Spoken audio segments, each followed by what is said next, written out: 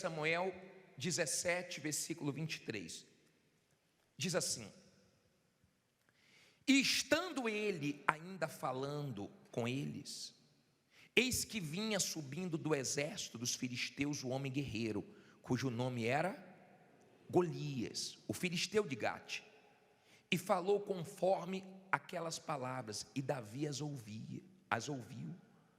Porém todos os homens em Israel, vendo aquele homem, fugiram de diante dele e temiam grandemente.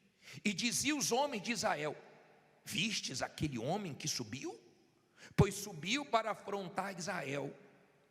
Há de ser, pois que o homem que o ferir, o rei o enriquecerá de grandes riquezas, e lhe dará sua filha, e fará livre a casa de seu pai em Israel.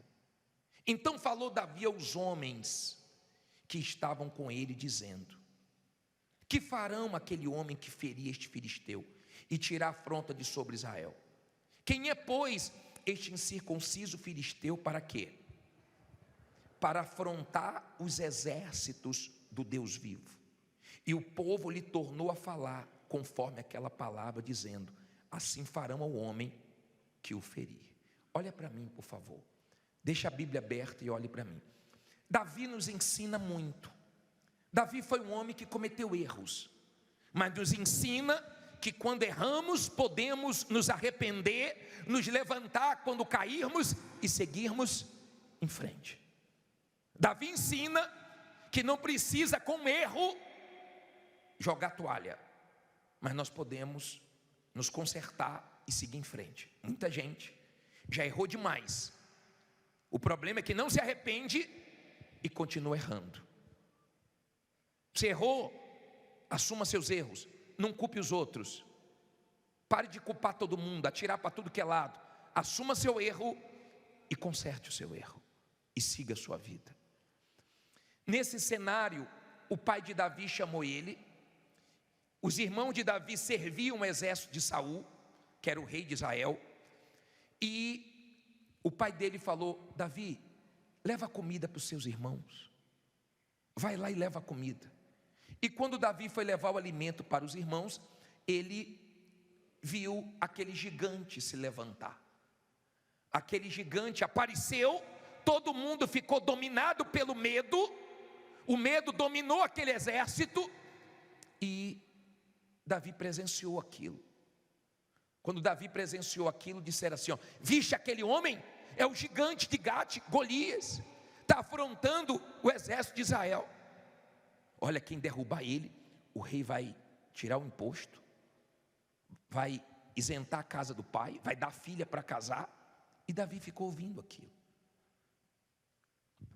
Eu pergunto uma coisa para você. Humanamente falando, qual era a chance de Davi vencer aquele gigante? Nenhuma. Humanamente falando, qual era a chance de Abraão com 318 vencer 4 reis que tinham vencido 5? Humanamente falando, qual é a chance, ou qual era a chance de Gideão com 300 vencer os amalequitas, os medianitas e o povo do Oriente? Nenhuma. Não tinha chances. Mas eles venceram por causa de Deus. Diga: eu vou vencer porque Deus é comigo. Eles não tinham condições. De repente sua condição está acabando, já acabou. De repente você não tem condição nenhuma, mas com Deus você vence, porque Ele venceu. E essa história até seus filhos conhecem, ou deve conhecer.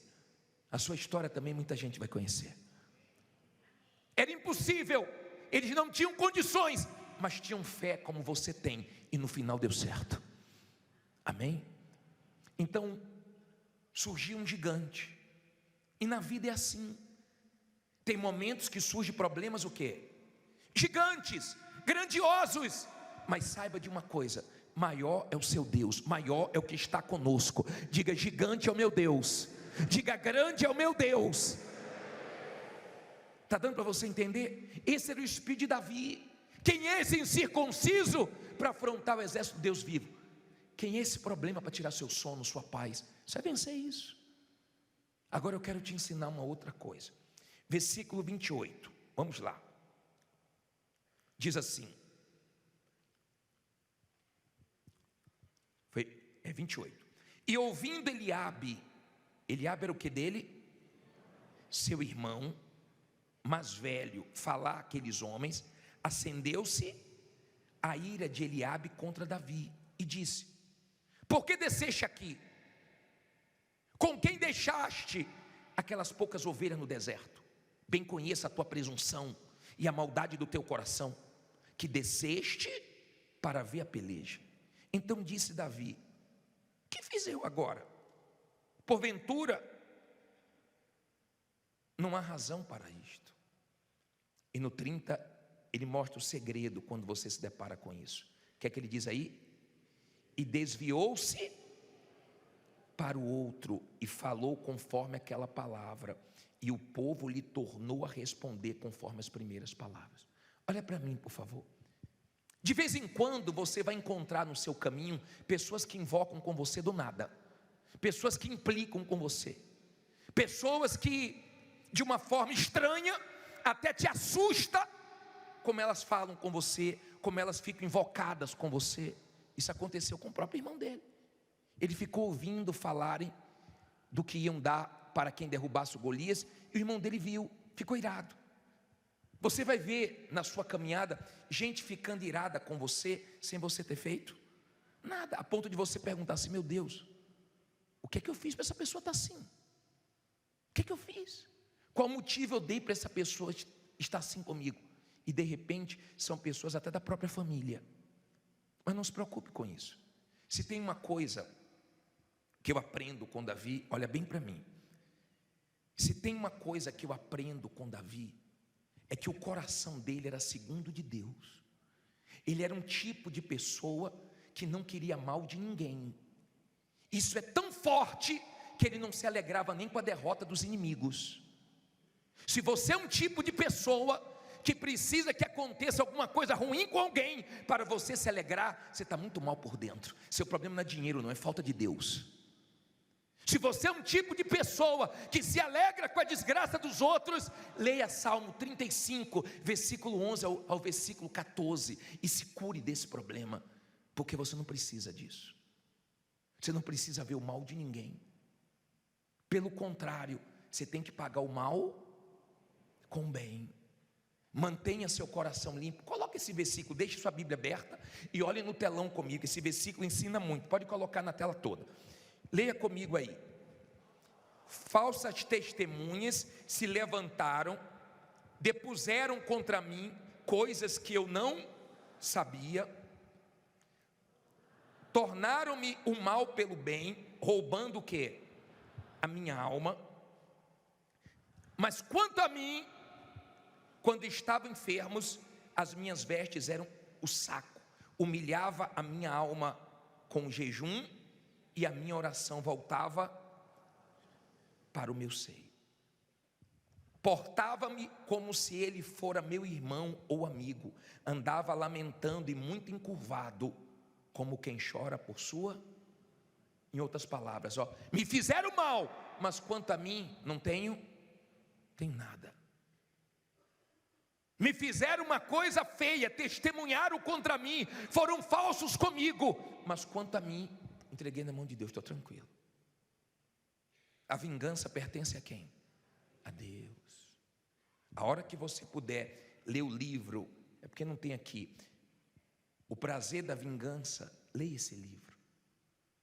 É um livro que vale a pena ler, que vai te ensinar muito, porque você não vai se alegrar com quem te fez mal, não. E quando você vê alguém que te fez mal sofrendo, você vai sentir compaixão. Amém? Tenha esse tipo de coração. Quando ele viu o irmão implicando com ele, sabe o que ele fez? Se desviou. Quando não quer, Deus não briga. Mas tem gente que fala assim: não leva o desaforo para casa não, mexeu vai tomar. É esse seu jeitinho que desagrada a Deus. É essa linguinha afiada que mexe com você, só toma lapada, que envergonha o nome de Jesus, ao invés de santificar o nome dele. Você não precisa disso. Amém? Tenha bastante cuidado com o seu coração, com o seu lado de dentro, porque Deus não vê como homem. Deus não está nem aí para a roupa que você veio. para o seu lado de fora, para o seu cabelinho que você pintou, deu escova progressiva, com seu batonzinho, com sua roupinha linda, de marca ou sem marca. Deus não está nem aí para isso. Deus está olhando para dentro de você.